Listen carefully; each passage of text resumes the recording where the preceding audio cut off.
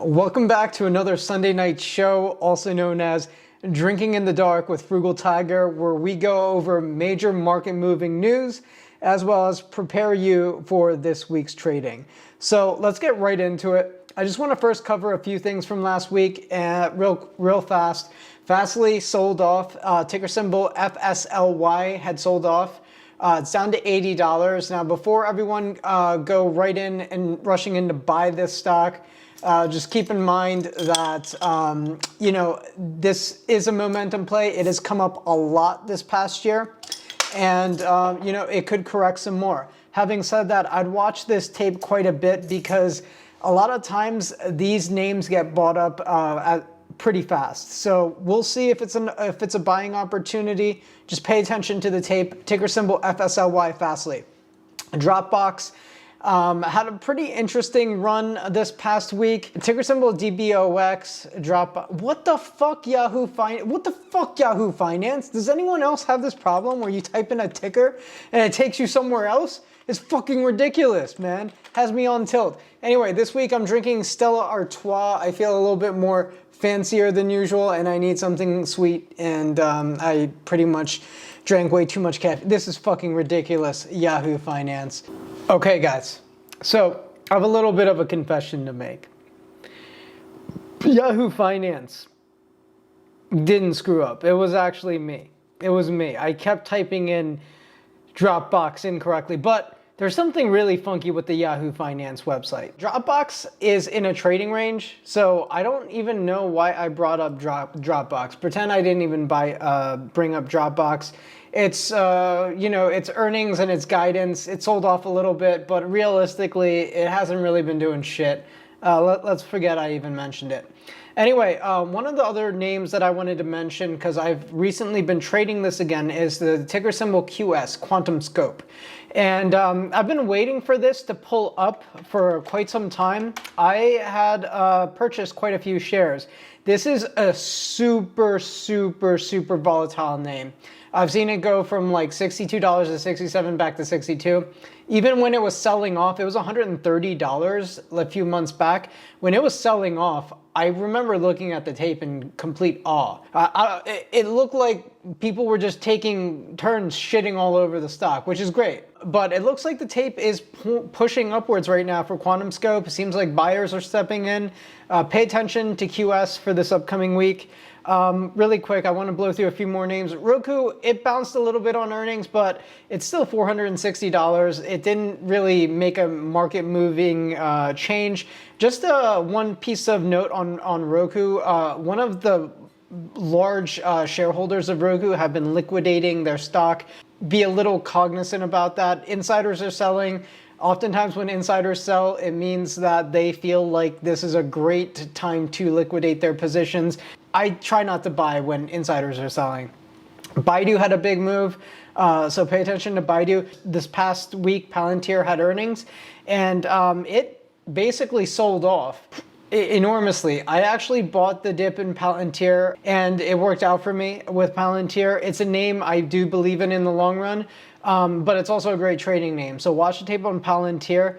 For those of you who are new to the stock, just watch the tape. It's not breaking out or anything, but I chose to buy the dip in Palantir. Not everyone needs to buy the dip. Space is another name. Keep your eye out. I keep mentioning it probably every week along with Palantir, but watch SPCE. It also has earnings this week. Palantir's earnings was last week. Space has earnings this week. Mara is moving like a mad dog, yo. Mara is all over the place. You know what? You could probably make a living just trading Mara right now. But it's moving because it is a play on Bitcoin as well, and Bitcoin is just moving like crazy. Everything's fucking moving. I sold all my Bitcoin at 36K. I'm okay with that. Honestly, I have separate thoughts about Bitcoin in another video. Right now, watch out for Mara. It is a Bitcoin play. For those of you who want to trade Bitcoin and don't want to log into Coinbase and stuff like that, remember, we have ticker symbol GBTC. That's actually a great ticker to trade. You're basically investing in a trust that is buying Bitcoin.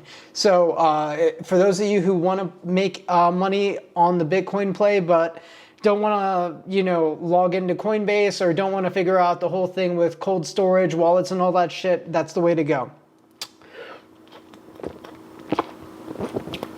Hydrogen plays. Plug has earnings this week, and Plug has been selling off.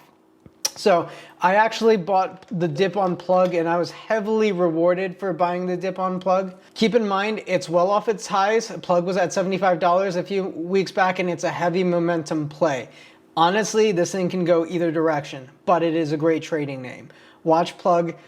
This also has earnings this week. I'll get into more earnings later on down the line, but Plug and Fuel Cell, ticker symbol FCEL, the two hydrogen plays, they both sold off a bit this week. I'm very curious to see how the tape plays out next week. Watch the tape. If the price action turns positive, these things can just start pushing.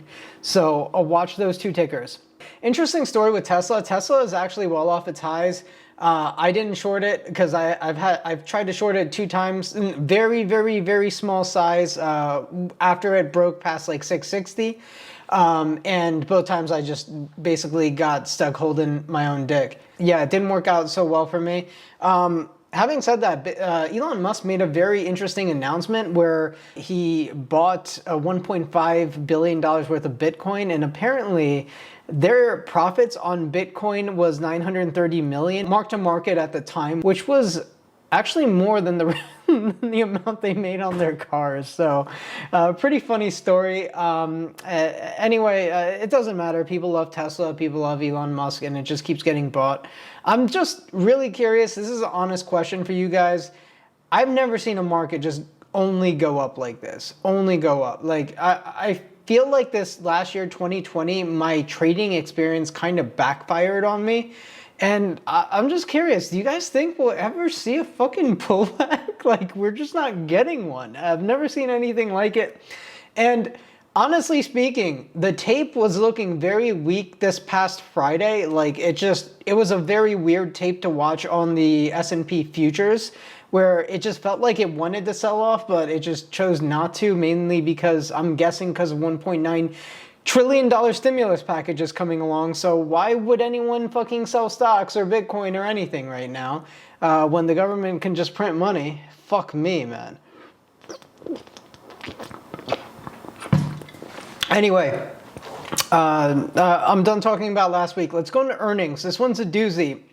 This is, in my opinion, the last major week of earnings season. Just be on the lookout for Thursday. You're going to be completely exhausted. Monday, I'm looking at Palo Alto Networks, Dish.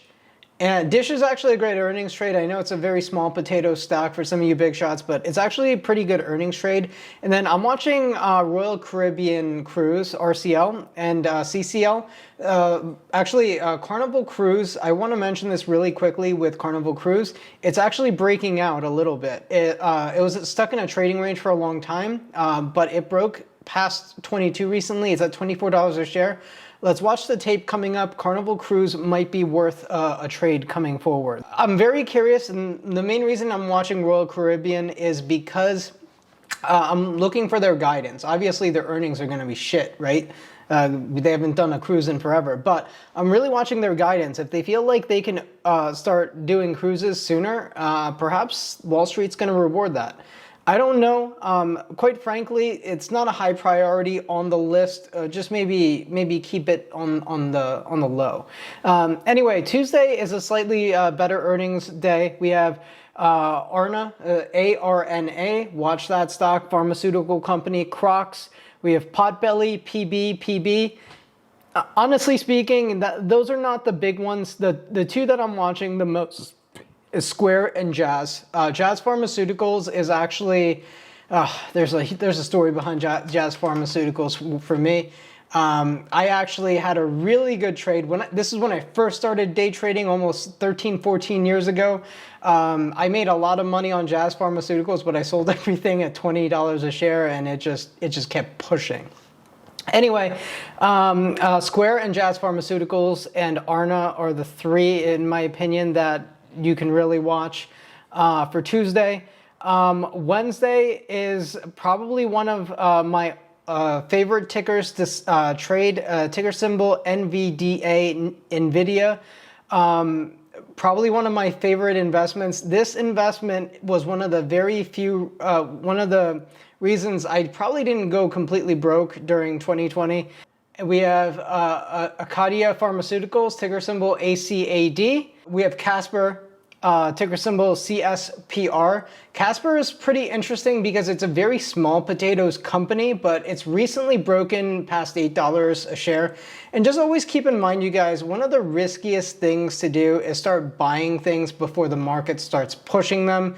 Let the major hedge funds, the big players, try to do the analysis and do the investing. Don't buy until things start moving. In my opinion, that's one of the safer things to do. You're not going to be the first person in, and but you're also taking less risk because someone else bought it a bit lower. On top of that, the other thing I just want to mention is a lot of people, when they decide they want to buy a name after it's already moved, they're like, oh, I wish I could have bought it $2-3 ago. I'm not going to buy it now. That's a big no-no. That's the trade-off for not doing the research or the analysis and waiting for 6, 7, 8 months, is you have to buy it higher, but follow the momentum. Casper has the potential to do that, but I'm not banking too big on it. If you want to take a small position on Casper, it has earnings this week. Perhaps it can do well. I don't know. The other tickers I'm watching is Billy, B-I-L-I, Redfin, and Viacom. All of these are like, I mean, if you take a look at Redfin and Viacom, they're just going up. So the tape movement is huge on those names alone. The other names that I'm watching, okay, you know what? That's it for Wednesday. Let's not overwhelm ourselves Wednesday. There aren't that many great names to trade. But on Thursday, you get a good night's sleep Wednesday. On Thursday, we have just a mountain of earnings. And these are all, like all of Thursday's earnings are probably even tradable Tuesday, Wednesday, just in the lead up as people start arranging their positions. And they're definitely going to be tradable Friday. There aren't that many great names to trade Friday. All right, so here we go really fast. Thursday's earnings. We have Autodesk, we have Beyond. Beyond's a big one. Watch out for this one. We have Nikola, one of the biggest scams on the planet. Having said that, with Trevor Milton out, we're going to try to see, if it has a scam dead cat bounce, which is very possible with some of these scams. They could have a dead cat bounce, and we'll see with Nikola. We have Moderna, we have Airbnb, we have Salesforce. Okay, so Moderna, ticker symbol MRNA. I'm sure you guys know that. Airbnb, ABNB. We have CRM. We have Workday. That's another big one. There's a lot of tech names. We have DoorDash. Honestly, just pick between Airbnb and DoorDash. Obviously, their earnings are going to be different, but their tapes move very similarly. This might be the first divergence we see in the tapes, depending on how their earnings turn out. Anyway, we have VMware, ticker symbol VMW. We have Rocket. Full disclosure, Rocket is one that I'm going to do one of my legendary earnings season gambles on, not day trade. I don't really see earnings pushing the stock that much lower. Obviously it can, but I'm actually putting a reasonable size bet into earnings on Rocket. Please don't do what I do. I'm a degenerate gambler. I live in Las Vegas, and these red lights are probably just getting to my head. We have Zscaler. We have Plug Power on Thursday. So Zscaler, ticker symbol ZS, Plug, ticker symbol Plug, PLUG. We have Etsy. Maybe not trade Etsy, but Etsy's usually a good trade. There's just so much on the roster on Thursday. We have Shack. Maybe you can even avoid Shack. Shack is actually usually a good trade. And we have, for the first time ever, talking about it on earnings, AMC. And the reason I'm bringing it up is I'm actually holding the bag on somewhere between 700 to 1,000 shares of AMC that I had bought quite a bit higher. I think I had bought those around $8 or so a share, something like that. I'm not really super nervous about that trade or AMC. It could go down to zero for all I care. But it's a Wall Street bet. We'll start seeing if if that company has any more push left in it, or if Wall Street Bets decides to make another run at AMC. I have my doubts on that, but we'll see. So space. Full disclosure, I actually bought the dip this past week when it dipped to like 47 or so. I'm actually out of the name space for the time being. I might day trade it because it's one of the best names to day trade outside of Mara.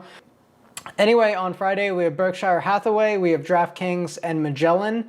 So DraftKings, ticker symbol DKNG, is a great trade. Kind of been leveling off after it hit 60. Magellan is a $2.3 billion market cap company, one of the lower end of the market caps. It's a healthcare company.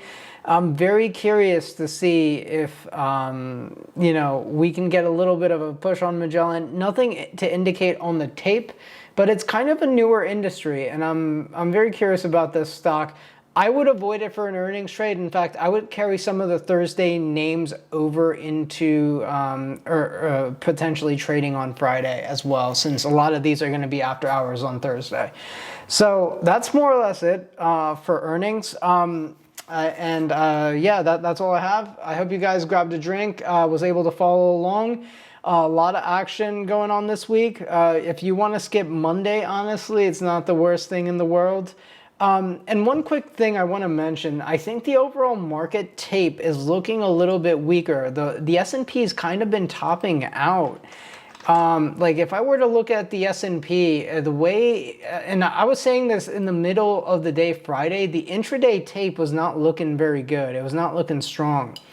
Also, chart patterns do indicate that it's kind of been in a range. If you take a look from February 8th, it really has been having a hard time making a clean break to about 4,000. So I guess we'll see this week. I might add a little bit of a short position. Obviously, I want the tape to confirm it.